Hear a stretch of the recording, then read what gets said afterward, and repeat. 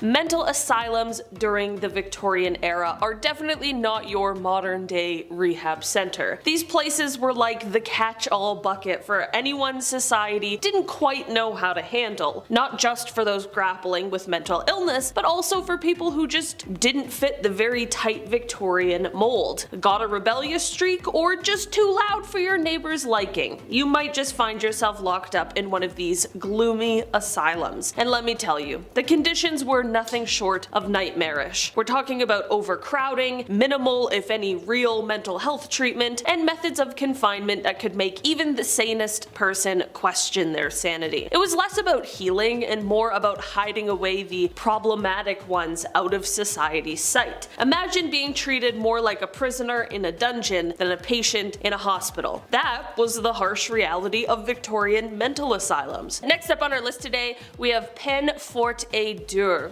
Imagine being accused of a crime in the not so good old days, and there you are, stubbornly refusing to plead guilty or not guilty because you know the system is rigged. Enter the nightmare fuel of the medieval world. This gruesome punishment method was something straight out of a horror flick. The accused would be laid flat and a board would be placed on top of their chest. Then stones, cold, heavy stones, are piled onto the board one by one. The weight increases, the breathing gets harder, and why endure such torture? It's all because of a loophole. By not pleading guilty or not guilty, the accused could avoid a formal trial, which meant even if they died under the weight, their family could still inherit their stuff. It was a brutal, desperate gamble. Though officially scrapped just before the Victorian era kicked in, the sheer horror of this punishment lingered in the public memory, kind of like the ghost of punishments past whispering, "Be glad you live in the now." Next up, we are journeying over to the gibbet. The gibbet, or gibbeting, was like a horror movie of old school punishments. So picture this. After the execution took place, the criminal wasn't just buried and forgotten about. Nope, that would just be too easy, I guess. Their body instead was sometimes locked up in an iron cage and hung from a tall frame called a gibbet, kind of like a creepy bird cage, but for humans. This wasn't tucked away in some dark corner either. It was of course out in the open where everyone could see it. The body was left to hang there, decomposing in the open air come rain or shine. Why the public display? Well, it was all about scare tactics. The sight of a swinging, decaying corpse was supposed to frighten anyone from thinking about breaking the law. Fair enough. It was a very stark, gruesome reminder plastered right in the town square. Break the law and you could be the next ghastly attraction. Yikes. Talk about a deterrent. I don't think I'd commit any crime after that, actually. It's crazy. Even just like Scared Straight or whatever that show is, like that was enough for me. Just a real dead body hanging in the middle of the town square. So scary. Okay. I don't think I'd do well in the Victorian era, but I guess they wouldn't do well now. Imagine showing like TikTok to a Victorian child. Next up on our list today, we are talking about hulks. Before dedicated prisons became widespread, hulks were a common form of punishment. At first, hulks sounds more like something from like a pirate adventure than real life, but trust me, it was far from a swashbuckling good time. Before the days of modern prisons, these old creaky warships, stripped of their glory and no longer seaworthy, were anchored permanently in harbors to house prisoners. Imagine being crammed into the dank, dark belly of a decommissioned ship with scores of other unfortunate souls. Conditions on these floating prisons were nothing short of nightmarish. They were overcrowded, they were festering with disease, and the air was thick with despair. Prisoners were often put to back-breaking work during the day, maybe hammering away at shipbreaking or toiling in nearby docks or riverbanks, and life on a hull was just a grim, a slow, and a steady descent into misery, making it one of the punishments from the past that was as much about enduring harsh conditions as it was about serving time. Next up on our list today, we have shame. Public humiliation was a go-to tactic in the punishment playbook during the Victorian era, and honestly even before that. Imagine being caught for a petty theft or a public nuisance, and instead of just serving time or getting a ticket, you're slapped with a giant sign spelling out your crime, and then you are paraded around town. Or perhaps you'll find yourself locked in the stocks, stuck in one uncomfortable position in the town square. Here, everyone from cheeky kids to stern old-timers could get a good look at you, and they didn't just stare. Oh, of course not. They jeered, they tossed rotten tomatoes, or worse, sometimes. It wasn't just about making you rethink your life choices, it was about showing everyone else what could happen if they stepped out of line. This kind of punishment turned lawbreakers into live lessons in morality, with a side of entertainment Victorian style. Kinda makes you glad that all you get is a parking ticket these days, right? I'm just saying, alright? Put that in the gratitude journal this morning. Next up on our list today, we have the drunkard's cloak.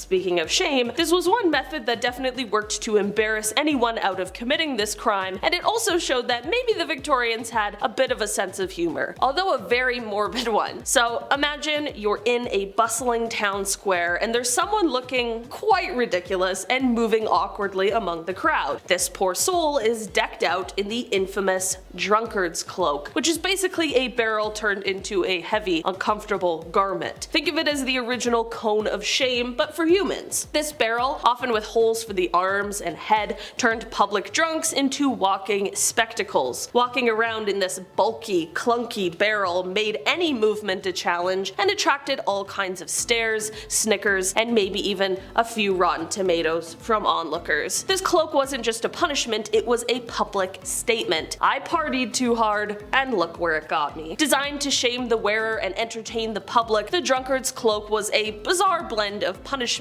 and street theater. So next time you're thinking about overdoing it at happy hour, just be thankful you're not doing so in a time when the hangover could involve navigating the local market in a barrel. That would be horrible. Next up on our list, we have the silent system. Imagine stepping into a Victorian era prison and hearing absolutely nothing. That would be so creepy, right? And that is the silent system for you. Introduced as a shiny new way to keep prisoners from corrupting each other with their criminal chatter, this system took solitary confinement up a notch. Inmates were not only isolated, but were also required to remain completely silent. The idea was that the silence would help them reflect on their crimes and reform. Sounds noble in theory maybe, but in practice it was a lot more like psychological torture. The utter lack of conversation, the inability to express any thoughts or feelings often drove prisoners to the brink of madness. This eerie quiet was intended to cleanse their moral palate, but instead it often led to severe mental breakdowns. Talk about a punishment that leaves you speechless, literally and figuratively. Next up, we are talking about the body. So imagine being punished for a brutal crime only to have your punishment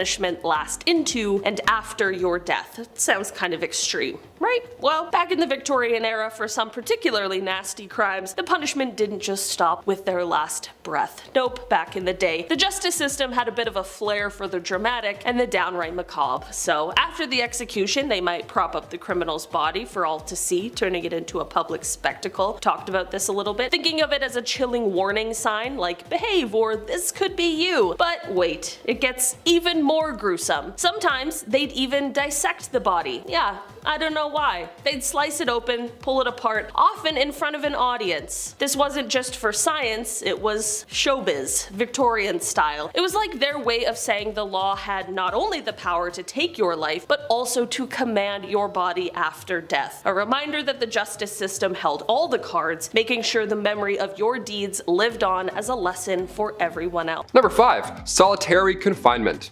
You're grounded. And I really mean you're grounded. In the Victorian era, solitary confinement was a widely utilized form of punishment that embodied the period's harsh philosophy. Yeah, we're not cranking things. This time we're just thinking about our problems. It was known originally as the separate system, and it was designed to isolate prisoners to reflect on their crimes and ideally reform. Rather, they just went absolutely insane. Inmates were confined in small, stark cells, cut off from all human contact and external stimuli.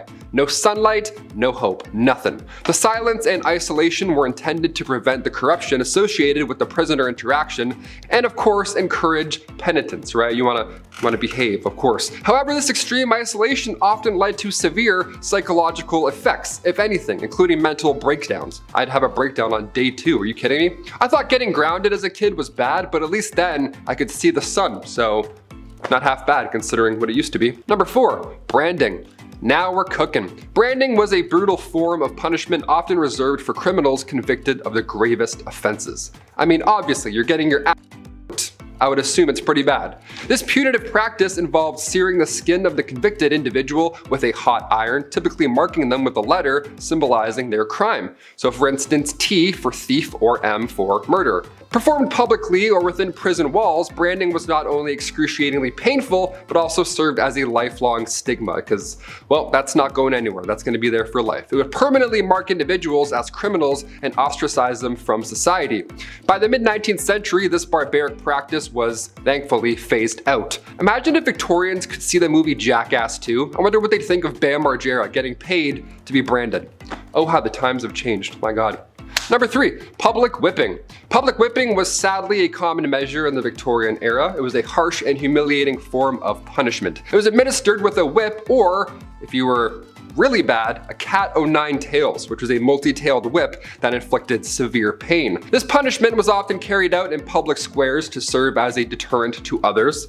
Ideally, you'd look at them and go, wow, that's horrible. I'm never gonna steal bread. Let's go home. And then Bob's your uncle. The convicted person was typically tied to a whipping post, stripped to the waist, and then lashed a specific number of times, depending on the severity of said crime. The physical scars were complemented by the stigma of having been punished in full view of the community. Over time, as societal attitudes towards corporal punishment shifted, thankfully public whipping was increasingly seen as barbaric and was largely abolished by the end of the 19th century. Number 2, the pillory and stocks. The pillory and stocks were prominent tools of public humiliation and shame. The pillory involved securing a person's head and hands in a wooden frame. You've probably seen this in any medieval times or whatever. They were usually elevated while stocks immobilized the offender's feet and sometimes their hand at ground level. Quite uncomfortable. Positioned in public squares, obviously, these devices exposed individuals to the ridicule and abuse of passerbyers who often hurled rotten food, mud, and verbal insults at you while you were just stuck there watching the whole thing.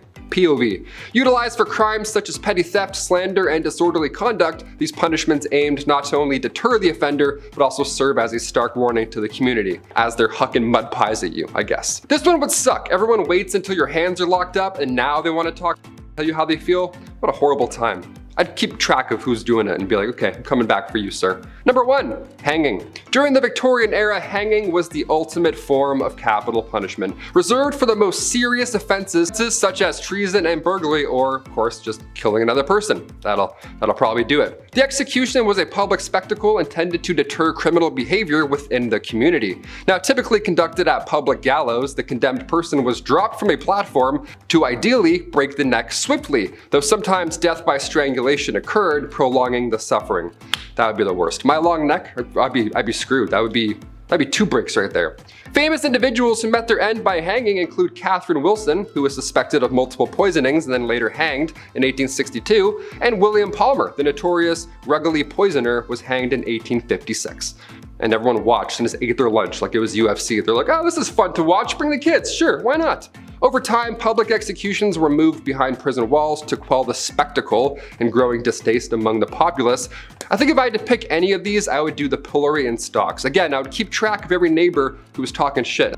Once these unlocked, I'm going right for you. Throwing those mud pies at me, get lost. So we'll start with punishment 1, tattooing. You may have seen our video, the top 10 messed up punishments from the Tokugawa era, in which case tattoos as punishment may sound familiar. While Japan and China were on different wavelengths and doing their own things, this is something they had in common for criminals. Although tattooing has been known in China for centuries, it has been in the most part an uncommon practice outside of their indigenous peoples. Throughout Chinese history, tattooing has been seen as a defamation of the body, something undesirable, and this originates likely with the penal penal tattooing as one of the 5 capital punishments in ancient China. The first, and considered the lightest of the 5 punishments, had criminals' upper cheeks or forehead or other visible parts of the body tatted up. It was usually words that described their misdemeanors or the location of their exile or name of their hard labor camp. These tattoos are obviously permanent and very visibly marked out their bearers as ex-criminals for life. Even should the criminal ever return from exile, the tattoo would mark them as what they were. The Kinlaw Code covered so many offenses that common people frequently did not realize they had committed a crime until they'd been arrested. So you really could be just minding your business one day and boom, face tat the next. Next is amputations. So after tattoos, the next was rhinotomy, aka the snip snip of a criminal's nose. Like tattooing, it left the victim scarred for life. But because sharp items and blood were involved, rhinotomy and the next 2 penalties following after often resulted in death, even if not their intention, just due to things like bleeding out or infections. Then, level 3 is amputation of feet, aka you. Modern day scientists have been examining a skeleton that was found from 3,000 years ago where the foot of a woman was cut off as punishment for committing a criminal act. Various clues hint that the woman's foot was cut off as a U. Her bones show no signs of any disease that could have made such an amputation necessary, and it seems that the injury was roughly made, rather than with the precision of a medical amputation. There were variations in punishments in different periods where the choice of foot removed depended on the severity of the crimes committed. Amputation of the right foot for a very serious crime, and the left for lighter offenses. It would seem that the woman, who was determined to be in her early 30s when she died, had committed the former. There is extensive historical evidence of the practice of the third punishment, such as documents of a Chinese official in the millennium BC complaining about the demand to find special shoes for their amputee people. Remove the reproductives. Called gong, the permanent removal of a person's reproductive function. Male victims of this punishment were castrated, losing the member as well as their boys. A very famous casualty was Sima Qian, an emasculated father of traditional Chinese history writing. Gong punishments for female victims were harder, as in the older times they didn't really know what was going on all up in there or how to access it, so it might have involved pounding a woman's abdomen with a stout stick to introduce some kind of damage to the womb. Call that waka womb, I guess? But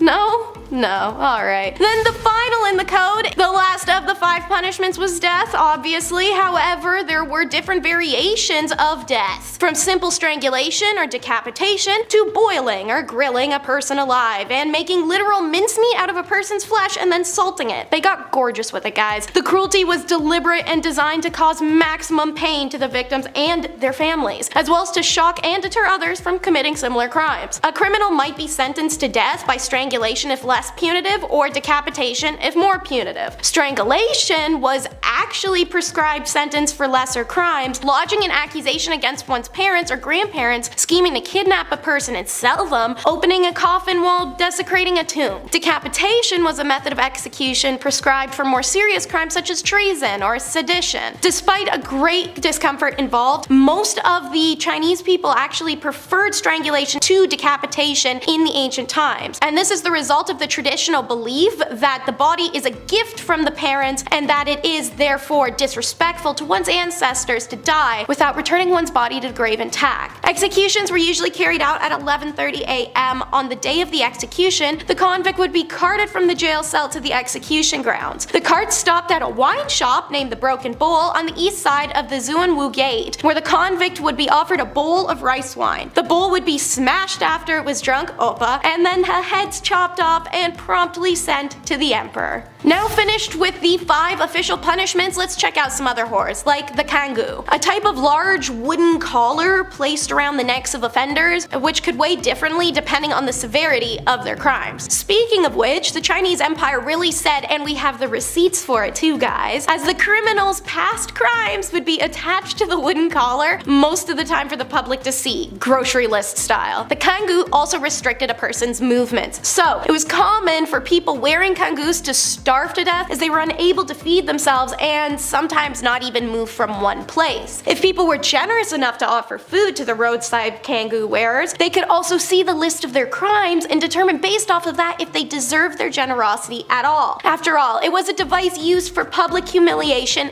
and corporal punishment. Imagine seeing someone you've beefed with forever pop up one day on the street corner wearing one of these. You can just walk up and read everything they did wrong long, just attached to them. That's satisfaction for a grudge holder, man. Punishment number 5 is blown asunder. This was the advent of British colonialists who tormented India in the 18th and 19th centuries. Blowing from a G word I can't say on YouTube involved the condemned being tied in front of a cannon so that the small of their back was forced against the muzzle. Their arms and legs would be tied behind them, the rope pulled taut enough that it curves their limbs back behind them uncomfortably. The cannon would then be fired, pretty much obliterating the prisoner's abdominal portion and blowing them in half. Bonus points for all the guts raining down on everyone. One contemporary observer reported that a head was blown almost 50 feet in the air once, and limbs sometimes landed 100 yards away, and the rest of the body essentially just vaporized. Punishment number 4 is torn apart. Another colonial classic. This style of death sentence is found everywhere from Rome to medieval Britain to Persia. For those unfamiliar with this punishment, you'd have your 4 limbs tied either between 2 horses, one holding both arm ropes and holding both leg ropes, or it'd be 1 horse for each of your limbs. At the count of 3, all horseback riders would take off in opposite directions and rip the person in the center apart. In ancient India, however, instead of using horses, they used oxen. For example, a law was in place that women caught killing their husbands or family members, killing others by poison, or committing arson are to be torn apart by oxen. Punishment number 3 is cooked alive. The sensation of being boiled alive was an absolutely horrific one, yet it was a punishment for things as meager as theft or lying. A large cauldron was filled with water, oil, tar, fat, or molten lead and left to boil. Putting a victim in the cauldron before the boiling was done was the worst way to exert this punishment, as it meant they would probably remain conscious, and then he'd notice his eyes burning, clothes fusing with his body, and skin blistering. The limbs and extremities were the first things to burn after that. After the person's outer layers began to cook, their organs began to cook as well, and their bodily fluids rose in temperature, so they were also boiling inside.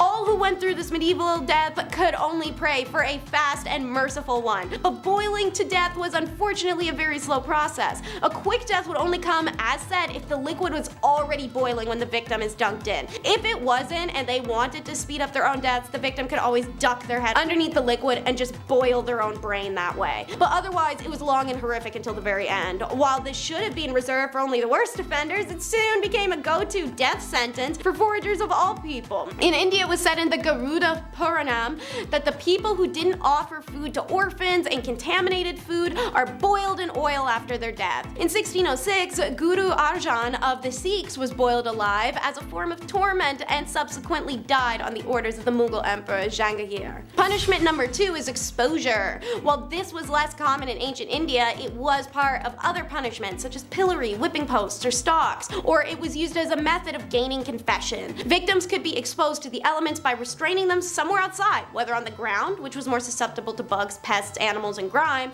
or somewhere suspended, like a cage, off a wall. That one was popular in Europe. In summer, the guards could just pour hot water over the victim's head repetitively, which eventually increased body temperatures to the extent that heat stroke would take effect, causing a victim to die slowly and painfully. Sometimes the body was even left to decay publicly to dissuade any further crimes. During cold days and nights, the chill, as well as the lack of protection from the wind, could easily sap a victim's body heat. Alternatively, the victim could be buried up to his neck, letting any animals, insects, or other people kill him slowly the way they want to. Due to its cost efficiency and cruelty, the exposure torment strategy was widespread in medieval Europe and many other places. In many cases, the victim was sentenced to a short period of exposure depending on the crime. However, death was frequent since they were completely defenseless, even if it wasn't intended to be more than a 2-day punishment. You never know. Punishment number 1 is immurement. However, it is more identifiable to the common person if I just call it being buried alive. Placing someone into a confined space and then sealing it up so they're forced to wait for their own death, whether it comes from dehydration, starvation, or even asphyxiation. Immurement also had been performed for aesthetic reasons in Hinduism, Jainism, and Buddhism, and examples can be found in plenty of written sources. The year is 1660 and the place is India. On the 6th of May, Shah Shuja, the second son of the Mughal emperor, boarded a ship and sailed from Dhaka to Arakan to find asylum from his brother, who was now his father's successor and wanted to kill him. Shah's plan was to stay in Arakan for a short period before sailing over to Mecca, then Persia. But he landed there just as the monsoon season hit, and it trapped the prince in Arakan for many months. And then, prosperous life. See, while stuck there, the king asked Shah if his eldest daughter would marry his son. For some reason, this really grilled Shah's onions, and he tried to overthrow the Attican king in a coup, which then was found out. Although Shah managed to escape into the jungle, he was subsequently caught and put to death. The prince's family, however, were thrown into prison after their capture, although they were set free later. Moreover, the king married Shah's eldest daughter himself. He didn't even give her to her son, really just spit on dad's grave like that. It seems like the surviving family members of Shah, including that eldest daughter, plotted to seize power again and overthrow the king, having clearly learned nothing. Like the last time the conspiracy was leaked, and this time the king meant business. If his family was gonna keep being a problem, he was just gonna exterminate the entire thing. According to the 17th century French physician and traveler Francois Bernard, the men were decapitated with axes, whilst the women were closed, confined in their apartments, left to die of hunger. All the windows and doors had been sealed. Even Shah's eldest daughter, now the king's wife, was not spared. Imagine living somewhere where you could literally be asked, hey, could you die over there please? Called prohibition of death laws. They've shown up through history and around the world, and some argue that not much action is taken to enforce or punish violators, but that's because it'd be kinda hard, right? Well, this is the island of Delos, considered a holy site by the ancient Greeks. You can see many of the old temples and statues that were erected in worship of the gods there. Check her out, she's a beaut, Clark. Classic architecture, clear teal waters, and dream vacay. No better place than to die. Until the 6th century BC, when a whack job tyrant named Pisistratus ordered all of his soldiers, serfs, workers, whatever, to remove every dead body from the island as they had rendered it impure. Shovels in hands, they really did remove the dead bodies one by one until they felt they were all gone. I doubt you can actually remove all the dead bodies from any piece of land, but I imagine they probably got pretty damn close. And from there it became law in the Greek kingdom that it was illegal to die on the island of Delos. I guess if you drop dead, they just like leave a fine on your body, tuck it in your belt loop maybe, all saucy like, who knows. This wasn't the only place this happened though. Check out the coastal town of Le Lavador, France. Sheesh, what is up with not being able to die in luxury? This is nice! Anyways, due to the disputes over the crowded cemeteries, ordinances to build new cemeteries, and conflicts with local environmentalists, the mayor just tossed his hands up and said, you know what? If nobody can share, nobody gets any, and passed a law forbidding residents from dying. See guys, this is why we use our words and our listening ears. For everyone who makes fun of people's height, just know the courts will favor a short king. You should never make fun of someone for something they can't control, and height is a big one. Men especially face a lot of scrutiny and rejection for it, and we're at a point where nowadays, if you're literally 5'8", people will say you're short. Gentlemen, that is not the case. So, if you've ever been called short, listen to this. According to the 18 Laws of Qin, a set of legal codes written on bamboo slips that were unearthed in the Hubei province in 1975, during the Qin dynasty of China, there was a law stipulating that men and women shorter than the height 1.52 meters do not have to bear any criminal responsibility for any crimes they committed. Apparently, this was because the household registration system, known as hukoi today, was incomplete at the time, so it was often impossible to verify a person's age. So, the government used height. The founder of the Qin dynasty himself, Qin Shi Huang, apparently only reached 1.5 meters tall, that's 5 feet, when he was 22. So he allegedly believed that his subjects could only be defined as adults once they grew taller than that. So yeah, short kings prevail. Nothing is more freaky than government-mandated furry costume. Europe really tried just about anything in the way of public shaming to air out someone's criminal history. Unlike China or Japan, which literally tattooed faces, the Ottomans who cut off hands, or even their European ancestors who chopped off noses and ears, the 17th and 18th century Europeans took a new tactic: shame masks. The uncomfortable apparel was made out of solid metal and would have been painful and super heavy when strapped tightly to your face. Naturally, it's abrasive, it's rusty, it's riddled with tetanus. But don't worry, there are lots of cool styles, like these jaunty pagan god looking dudes. As mentioned, there are these weird animal heads like medieval furry getup. This one's a rooster, and apparently, to quote, those who were, well, the other name for a rooster, swaggering and vainglorious, would be forced to wear a rooster mask for hours, even a day. Which may not sound that bad, but again, chafy, hot, heavy cast iron, the pressure of which is on your scalp and your collarbones. And apart from these terrifying masks, criminals were given humiliating badges they had to wear for,